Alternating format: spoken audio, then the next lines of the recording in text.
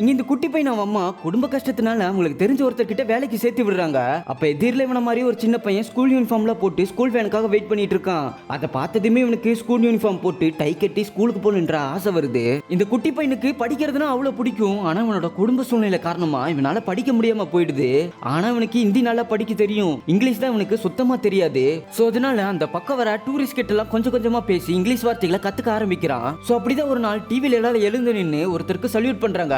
அதை பார்த்து யார் அவரு சொல்லிட்டு கேக்குறான். அவர்தான் நம்ம நாட்டோட ஜனாதிபதினு சொல்றாரு. இவனுக்கு அவரை பார்த்த உடனே ரொம்ப பிடிச்சு போயிடுது. இதுக்கப்புறம் இவரோட ஸ்பீச் எப்பலாம் டிவில வருதோ அவர் என்ன பேசுறாருன்றத ரசிச்சு பார்த்துட்டு இருக்கான். சோ ஒரு நாள் அவன் வேலை செய்யற கடப்பக்கத்தால ஒரு பேலஸ் இருக்கும், அங்க ராஜாவும் இருப்பாரு. அந்த ராஜாவோட பையனை தான் ஸ்டார்டிங்ல அவன் யூனிஃபார்ம்ல பார்த்திருப்பான். அந்த பையன் கிட்ட போய் பேசும்போது எல்லாரும் உன்னை பொடியன் சொல்றாங்க. உன்னோட பேரு பொடியனா சொல்லிட்டு கேட்பான். இல்ல என் பேரு பொடியும் கிடையாது, என்னோட பேரு கலாம்னு அவ்வளவு சந்தோஷமா சொல்றான். ஏன்னா இவனுக்கு கலாம் சார்னா அவ்வளவு பிடிக்கும். ஃப்ரெண்ட்ஸ், உங்களுக்கும் அவரை பிடிக்கும்னா கமெண்ட்ல சொல்லுங்க.